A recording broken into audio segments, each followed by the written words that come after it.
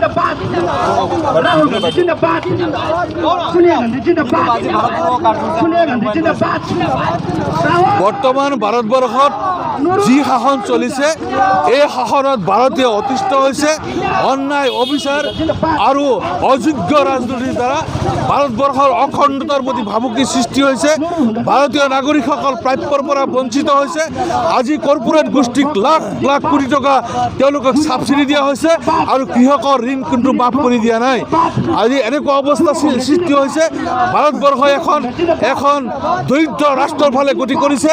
ভাৰতৰ যিখিনি ৰাজহুৱা সম্পত্তি এই সম্পত্তিখিনি এটা এটাকৈ তেওঁলোকে বিক্ৰী কৰি আছে আজি আমাৰ ইণ্ডাষ্ট্ৰীয়ে কওক আজি এয়াৰপোৰ্টেই কওক ৰেলৱে ষ্টেচনেই কওক আজি ৰাজহুৱা সম্পত্তিবিলাক বিক্ৰী কৰি তেওঁলোকে নিঃশেষ কৰি আছে আনকি এতিয়া এনেকুৱা অৱস্থা সৃষ্টি হৈছে যে বাতিও বিক্ৰী কৰা আৰম্ভ কৰিছে আজি আমাৰ অসমত চাহ বাগান ডলো চাহ বাগিচা তেওঁলোকে বিক্ৰী কৰি দিলে আৰু এতিয়াও 12খন চাহ বাগিচা বিক্ৰী কৰাৰ কাৰণে যুঁজা চলাই আছে গতিকে এপতকৈ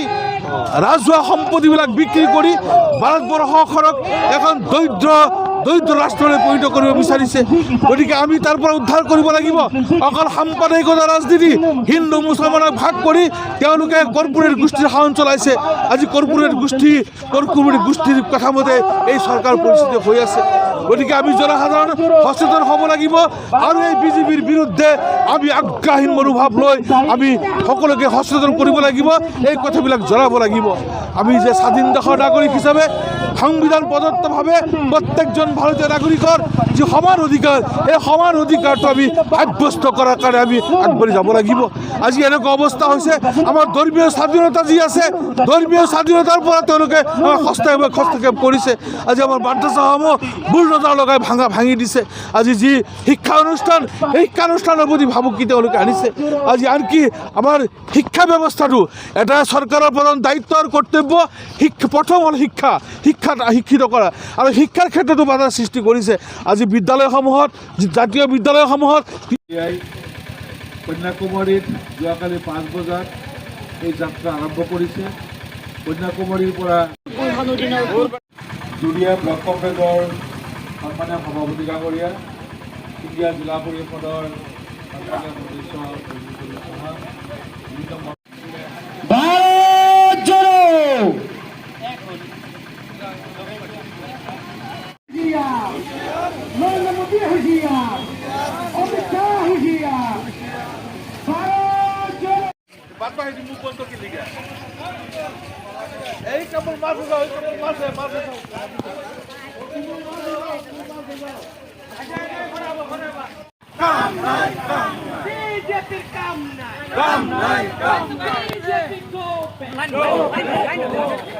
Lain